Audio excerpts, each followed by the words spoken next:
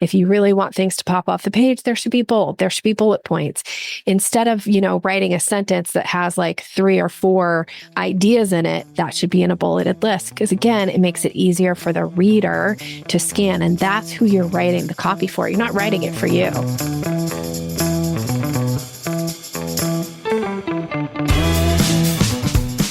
Welcome to the Agents of Change, the podcast experience you've been waiting for your entire marketing career. Search, social, mobile, AI, blockchain, and neuromarketing. These are the Agents of Change, and so are you. Digital marketing success awaits, and your transformation begins now. Welcome to another episode of the Agents of Change podcast. The podcast is all about helping you reach and engage more of your ideal customers online.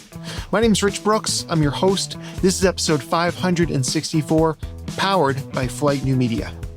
Today, we're going to be talking about adding NLP, or neuro-linguistic programming, into your sales and marketing copy. If you're finding that your copy just isn't resonating with your audience, that it's not getting them to take action, then you'll want to listen to the approach my guest is going to share with us today. A few weeks back, I traveled down to Pennsylvania to take a 2-day AI boot camp put on by my friends Chris Carr and Mike Alton, both who have been on the show in the past. Chris was also one of the speakers at this year's Agents of Change Digital Marketing Conference here in Portland, Maine. Well, I missed his presentation live as I chatted with my team at Flight who had been in the room. They said it was both terrifying and mind-blowing all at once. Chris did a great job painting the picture of what the world will look like in just a few years because of artificial intelligence. Anyway, I spent a couple of days learning in a group of about 20 people about how to make the most of AI. And although it was about business use cases in general, it was really focused primarily around marketing, which is my jam, and likely yours too. I discovered a lot of new tools and how to craft better prompts as well. It was a great mixture of hands-on learning, mixed in with some lecture-style content and just a dash of whimsy, like when we had to create songs with the AI tool Suno. It was a lot of fun. If they put it on again, I'll share the information here because I think it was a great investment in my own AI journey. And if you're also trying to wrap your head around AI, it's definitely worth it. That's actually only one of the investments I've made in AI education of late. I also purchased not one, but 2 of John Munsell's AI courses, one for me and one for my director of ops. And this was because when I came back from the Marketing AI conference in 2023, I was all excited about introducing AI to my team and getting everybody on board. But a year later, I realized that although I was using it constantly, there was kind of a mixed bag of reactions from my team. Some were using it, some weren't. Nobody seemed to be using the same tools. And I came back from my second Macon conference realizing that if I really wanted to make this work, I had to get my director of ops involved. And that's because I have ideas every day of where I want to take the company, but it's really her that makes things happen and put resources to them. So I knew that after a year of not getting this into our workflow, I needed her help to get us there. So we're both taking this course, and it's been very helpful in terms of structuring our approach to using AI in an ethical and powerful way here at Flight, both for ourselves and for our clients. Now, speaking of AI and the Agents of Change Digital Marketing Conference, I came to a difficult decision this week. I realized that I needed to have only one focus, one big project in 2025, and it had to be AI. I love putting on our annual conference, but I just can't see how I can do that and give a company-wide AI initiative all the attention it needs and deserves. So with a heavy heart, we'll be taking a 1-year sabbatical from the Agents of Change conference with the goal of bringing it back in 2026 with fresh ideas and a fresh approach. We're still talking about whether or not we're going to put on our Agents of Change virtual summit this year like we did last year, which is a much lighter lift for us internally. If we do it, it'll probably be in the second half of this year, and if we do it, you'll definitely hear about it here first. Well, that's the update on all things AOC and AI. So now, on with the show. My next guest is the CEO of Sales Maven and has the unique ability to transform the misunderstood process of selling. With over 25 years of selling experience, entrepreneurs and small business owners now hire her to show them how to sell successfully and authentically. She's written 3 books, all available on Amazon, and she's a podcast called Sales Maven, which you can find on your favorite podcasting platform at the same time you're subscribing to the Agents of Change podcast if you haven't already done so. I'm very excited to be talking about copywriting with Nikki Rausch. Nikki, welcome to the podcast. Thank you. I'm delighted to be here with you. So I know that you're a big fan of using NLP, neuro-linguistic programming, in your copywriting. For those people not familiar with NLP, can you just kind of give us the 101? Yes. So NLP, neuro-linguistic programming. So the neuro part is the way we process information in our brains. Linguistics is language, right? So how you speak to others, how you write, the words you choose, any kind of internal dialogue you have going on, how others speak to you, all the language stuff. And then the programming is about habits and patterns. And how I apply it to my business and frankly, into all areas of my life is that when you learn how to add some flexibility to kind of your normal patterns and you're able to pay attention to the person you're in conversation with, the person that you're trying to engage in a conversation, you're able to adjust your style a little bit, add some flexibility to it. So like the big overarching simplest way is to say it's the study of communication. And the way that I approach it is it's about adding flexibility to your behavior to put the other person at ease and to make the conversation flow more smoothly. So if I don't know about NLP and I hear you say that, I'm like, well, of course, I'm going to adjust the way I talk to somebody based on how they respond. But it seems to me that NLP takes things to another level. Can you give us some examples of how you might use NLP to alter a conversation or just be able to provide better communication between two people? Yeah. So from a live conversation, one of the ways that you can adjust is to pay attention to the other person's rate of speech, for instance. So we all kind of are on a spectrum, right? Like 0 to 10. 10 is a super fast talker, somebody who doesn't really even take breaths between their sentences. Like those people process fast, they speak fast. And wherever you fall on the spectrum, like you're perfect.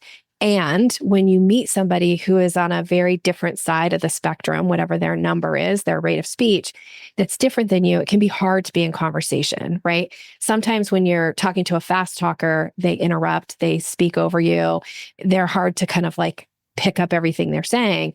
On the flip side, if you're a fast talker and you're talking to somebody who has a slower rate of speech, it can be difficult to have a conversation. And so when you're willing to adjust just a little bit, you don't have to adjust like 100%. Let's say you're talking to somebody and they're an 8 and you're like a 3 on rate of speech. You don't have to get to an 8, but if you can pull yourself and go a little bit faster and go to like a 5, 5.5, what will happen is it will make the conversation flow more smoothly for the other person, and they'll start making adjustments to you as well. So then we find kind of a happy medium where it's easier for us to be in conversation. And when it's easier to be in conversation, what happens is people are more apt to want to hear like what it is that you're going to say. They're also more apt from a sales perspective of they're more forthcoming about how to earn their business. So it gives you a lot of information. So that's like an in-person conversation. Now, in a written conversation with somebody, one of the ways to adjust is to pay attention to their word choice, but also, are they the kind of person that they give you short answers like, yes, agreed, yes, or no? Then if you are the kind of person that like, I've got to add all the flowery language and I've got to, make these really long paragraphs, they're not going to that's a disconnect. That's like a mismatch. So be willing to, you don't have to just say like no to somebody that you're like, oh, they like these short little answers. You might say no, but have a short sentence of an explanation around it, but not a paragraph, because then that's a mismatch. So it sounds like part of this is meeting people where they are or meeting people halfway in their style. But of course, we're also talking about copywriting where we don't know if they're a short talker or a long talker. How can you take some of those concepts from NLP and apply it to effective copywriting? Well, there's a couple things. One is that it's important to know that most people scan messages. I think there's a statistic out there that says like 80% of all messages are scanned. So whether you're Yeah, I writing didn't read the copy, whole thing. So I love that response. Okay, so if you're writing copy, whether it's for a sales page or an email, know that people are probably going to scan it. So that means big, long chunks, like blocks of words, paragraphs, aren't going to be as effective as if you start to break things up. So every time you change context, there should be some white space. If you really want things to pop off the page, there should be bold, there should be bullet points. Instead of writing a sentence that has like 3 or 4 ideas in it, that should be in a bulleted list. Because again, it makes it easier for the reader to scan. And that's who you're writing the copy for. You're not writing it for you. So that's one idea. You tell me how many more you want me to go, because I've got to. no, well, I think we literally could just spend the entire time on each one of these because I think this is brilliant. I mean, from a designer standpoint, not that I'm a great designer, but I understand and appreciate white space. And I was about to ask, like, but how is this, like, if we're breaking things up, then we're just writing for one type of person. But then you reminded me that we're talking about scanners. So people are going to cut through the chase at their own pace. I didn't mean that to rhyme. And so that kind of helps, no matter whether somebody digests information quickly or slowly, that at least we're making it easy for them to digest whatever their speed or approach may be. Is that correct? Yeah, like the person who's really analytical that likes all the words and wants to read everything. It's not that you don't put that in the copy, but you don't bold the whole sentence. Maybe you just bold the like, what are the key phrases or the key words that you want to pop in that particular bulleted point? That is for the scanner. That's for the person who's more of like a fast thinker, fast talker. Like, just give me the information, just the facts. Don't want the story. Now, some people want story, and this is why you can put in your copy. You can write some story. You can change the font a little bit. These are like to catch their eye. Those people are going to like go through every word, and they'll love the words. They'll love the story in the copy. But the person who just, their style is like, just the facts, just give me the basics. How do I sign up, or how do I say no to this? They just want the information. So make it super easy for them to pull it out. All right. You said you got a bunch of these. I wouldn't mind hearing a couple more examples for sure. Okay. So here's another that's about style. And this, I think, will speak to what you kind of asked me here of like, you don't know what people's styles are, for instance. So there's the concept of, what are people motivated by? And we all, again, everything I'm going to talk about usually falls on a spectrum. So some of us are more motivated towards something, like we want to win, we want to excel, we want to be the fastest in the race, right? We want to come in first. Others of us are more motivated by what they call away from strategies. Those are the people who don't want bad things to happen. They don't want the dog to bite them, so they'll run faster than if they're running a race to try to win first, right? They want to avoid mistakes. They want to avoid having anything negative happen. So when you're writing copy, you don't always know, are you writing it for the toward people or the away from? So you need to change up your language a little bit. So for instance, I mentioned bullet points. If all of your bullet points are toward language, a lot of times people who have a high away from strategy, it'll feel like you're not even speaking to me. Like, this doesn't resonate with me. So I always say, like, I tend to be more toward. That's kind of my more common modality. And so I know that it's easier for me to write towards type messaging. So a lot of times if I write 5 bullet points, I'll go back and go, okay, so I've got 5 bullet points here. At least 2 of them need to have an away from type message. So instead of saying, like, I might say like, the advantage of this sales training is it's going to increase your close rate to 75% or more. That's a toward type statement.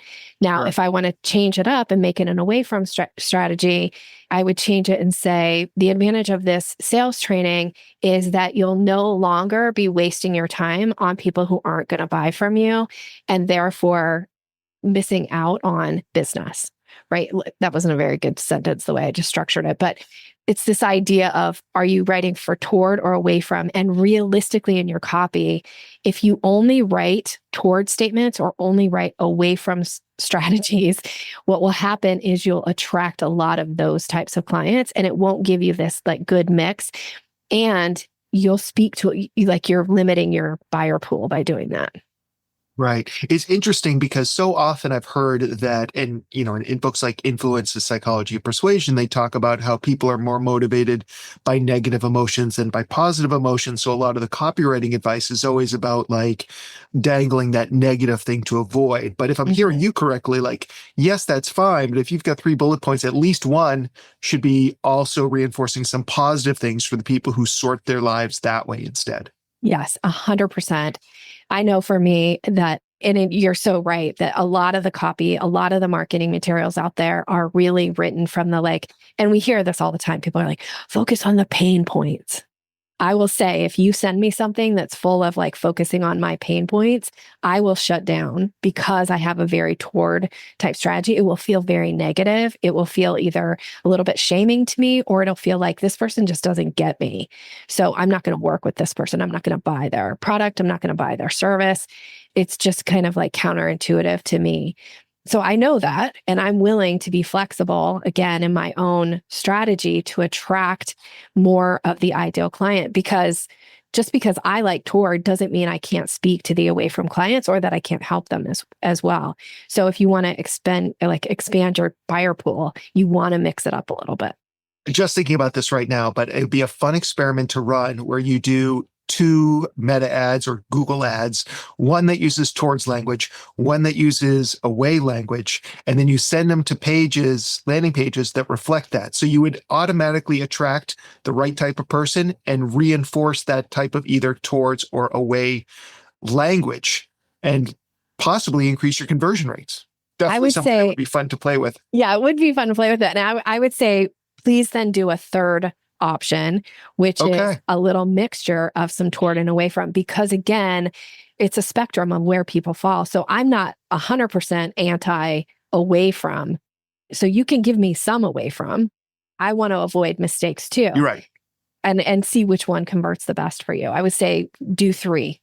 We need an ABC. Chocolate, vanilla, and then a twist. Absolutely. Okay. Yeah, exactly.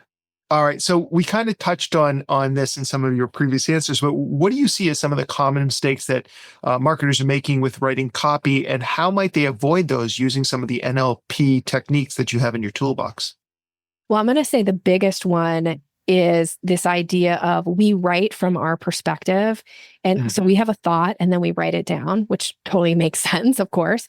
But we don't think about, oftentimes I find with copywriters, they're not thinking about the reader and how is this going to land to them. And so when we have thoughts and we write it from our perspective, we use a lot of I statements. I want this for you. I want to tell you about this thing. I wish that you knew this, or I know you know this. This is all like me language. This is from my thought process. But to somebody who doesn't have a lot of rapport with me, or frankly would be like, I really don't care what Nikki wants. I really don't care what she wishes. And she doesn't really know me. So how could she know what I know? So we got to get more of these I statements out of our messaging, because it can be, again, it doesn't really feel like you're speaking to the reader. It's more of like, I'm talking at them. And I want, from a sales perspective, for people to learn how to talk with clients. So it should feel conversational. So for instance, in saying, I want to tell you about this blah, blah, blah that's going on, you can change that up and say, would you be interested to learn about XYZ? Now to the reader, it's like you're asking them a question, their brain is engaged and they're making some decisions, and they're like actually engaged in the copy. Now, whether or not they respond to it in a physical response to you, right? Of like, oh, I'm going to respond to Rich's email and say this, that may or may not happen. However, their brain is wired to do that. So we want to be asking questions versus making a lot of I statements. It's just not interesting to the reader. So that kind of leads into the next question I wanted to ask you, which is, we started off by talking about how to have a conversation with somebody and use NLP, but we segued into writing copy. But we still want to keep this copy feeling conversational and engaging, especially on social media, but really on any platform. How do we use some of these techniques to make it feel like it's conversational rather than we're just talking at someone?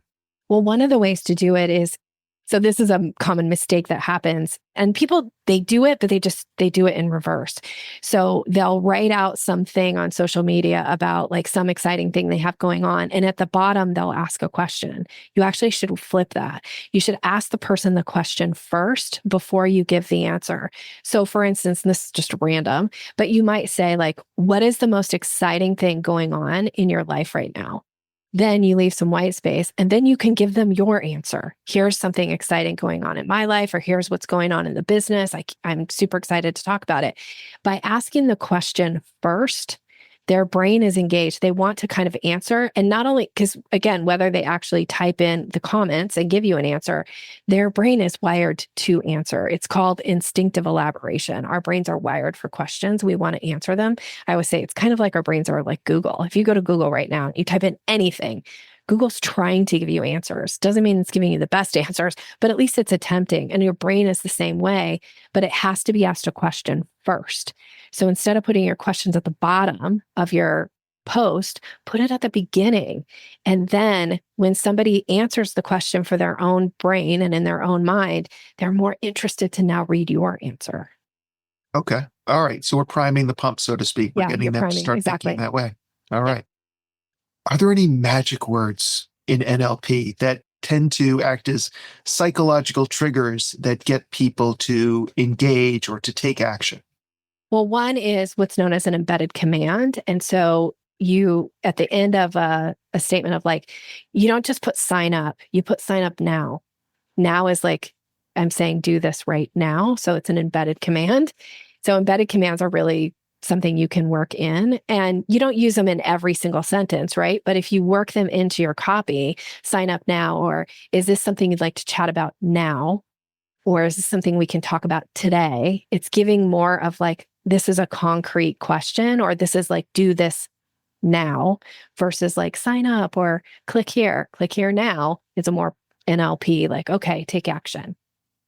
So flipping that on its head, are there certain words that we should avoid using because they immediately get people to close their wallet, go to another web page, whatever it may be?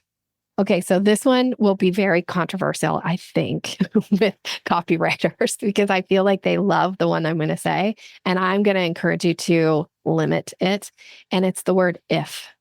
So if you want to have XYZ happen in your life, if you're looking to do ABC, they love ifs. But the thing about if is it's essentially saying to the brain, hey, slow down, think about it. You sure? Are you sure you want to like keep going? Are you sure you want to read? Are you sure you want to sign up? So instead of using if statement, I always say use when you're ready for blah, blah, blah, when you're feeling like this, so get some of these if statements out of your copy. You don't need if. It's way overused. It's super common. And so when you can use something like when, it already sets you apart from all the other copy they've read that day or that week or that month, right? So you want to stand out and be a little bit different. Get rid of it. I like that. It also kind of takes some of the doubt out of it because if is a very questionable statement and when is inevitable.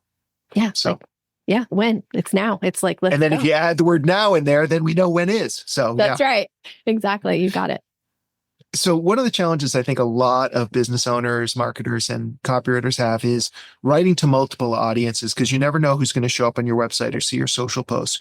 How can we tailor the language to resonate with different audiences? Like, how can I write some copy that maybe would resonate with, should I write copy that resonates with just business owners versus a director of marketing? Or is there a way of using NLP and some of your techniques to be able to write where both of those parties feel like they're being spoken to? Well, you can do this when I would say I would do it in the form of a bullet point, like a bullet, like this program is for you when, and then you could speak directly to your marketing director, your business owner. You could give some qualifiers in there that would help speak to a broader audience. Now, one of the things I want to point out here, and this is a common mistake that happens with copy. And again, because we're writing, we know multiple people are going to see this and read it. So we write as if we're talking to everyone. And so we use frames like, hey, all, hey, everybody, thanks for being here. I'm so glad you're all reading this. But the thing about it is, I don't know about you. You can tell me if this is true or not. But when's the last time you ever read a sales page in a group setting or an email in a group setting? We don't. We read things as individuals. So make sure that your copy is talking to a person. Doesn't have to be so specific that you're saying, hey, you marketing director. I don't mean that. Right. But no, like, hey, all you marketing directors. No, because they're not reading it as a group. There's no group sitting around reading your copy. It's interesting that you say that, because for years on my podcast, I would open up with something to say, welcome everyone to another episode of and I heard, I want to say it was Chris Brogan who said, never talk to everybody, only talk to one person. Same idea that you were having. Yeah, So exactly. I don't want anybody to go back and fact check me on this, but I think for several years now, I just say, welcome to another episode of the Agents of Change podcast. And it's hard not to, because you are thinking about like the audience. And so I get that. And again, this is about just making tiny tweaks to the things that are so common that will set you apart, because your listener wants to feel valued and like, oh, we're just talking to me. Because the thing I always say is, when you talk to everybody, you talk to no one, because it's so easy to ignore. I mean, I don't know about you, but they don't do this so much anymore. But for a long time on social media, you would get put into these group DMs, right? Or these group messages. And it's so easy to just like leave the group or go like, oh, that's not for me because there's 80 people on this list that's getting this. So that doesn't feel personalized. But when somebody sends you a personalized message like, hey, Nikki, or hey, Rich, you kind of feel somewhat compelled to respond because it's personalized. So just like on your podcast, speak to a listener, the listener. And that's enough, because it feels like to the person listening right now, like, oh, he's talking to me. That makes a lot of sense. And that one person at home who's listening right now, we're talking to you. That's right. So coming from a person who is responsible for the sales in their company, me, a lot of it is creating content that is engaging, but then getting somebody to send me an email, to pick up the phone and call me, to have that conversation. Do you have strategies that can help us transition prospects from that written content to more of a live conversation? Yeah. So one of the ways to do that is to make it really easy for that person to take some kind of an action. One of the ways you make it easy for someone to take action is you ask a very specific question. Would you like to schedule a time to chat? That's one. It's pretty direct, right? And when you ask that question, you want to make sure you make it so easy for them to take action. If I'm sending an email to an individual person and I say, would you like to schedule a time to chat more about this? I then give like 3 options of times, and their ranges of time. So I'll say, in case you like this idea, here are a few possible times. Please pick a time that works best in your schedule. And then I would say Monday, anytime between 9 and 11 a.m. Mountain Time, right? If I know their time zone, I'm going to put their time zone. If I don't, I'll put mine. And then by giving these 3 times, you're just making it really easy for them to go, oh, I can now look at this and go, yeah, I can meet with you on Monday at 10:30, versus the person that says like, hey, let me know when you're available and we'll schedule a time to chat. Well, I don't know about you, but I live and breathe my calendar. If you say to me, let me know when you're available, my answer is I'm never available. Right. Because if it's not on my calendar, it doesn't exist in my world. But if you make it easy to get on my calendar, now, and the pushback I get when I say this like 3 times language is people like, well, I have a better solution, Nikki, because I use a calendar link. Good for you. That's awesome. I love a calendar link. And if you're sending it out to your whole email list, a calendar link might make sense. But if you're willing to take the time to show that you'll do the work and put some possible times in there, and then give the calendar link, and if you prefer a different time, here's a link where you can find a time that works best for you, the reader, the person I'm asking to take some kind of action. That actually works really well. Most of the time people say like, here are times I'm available. Please pick a time that works in my schedule. Well, that's now about me, the seller. It's actually not their job to like make it easy for me to earn their business. It's my job to earn the business. Therefore, I need to do the work as the seller. Makes sense. Nikki, we've talked about a lot of interesting ways that we can implement NLP into our copywriting to have more effective copywriting. What is one NLP technique that we haven't discussed yet today that listeners could implement right away to make their writing more impactful? It really, and we have actually talked about it, but I'm going to say it's really about asking questions. If you go and look at your copy, and chances are this is going to happen, you're going to go look at your copy. I want you to count how many sentences you have in the copy. And then I want you to look and go, how many questions do I have in the copy? My guess is you won't even have one, but you cannot engage the reader without questions. If you're just talking at people, you're writing statements. If you really want to engage the reader, you have to ask questions. Now you're talking with, it feels more conversational. And that makes a lot of sense because as I think back to 100 years ago when I used to be a sales rep, and I would listen to those sales tapes by Brian Tracy in the car, he would say all the time, telling is not selling.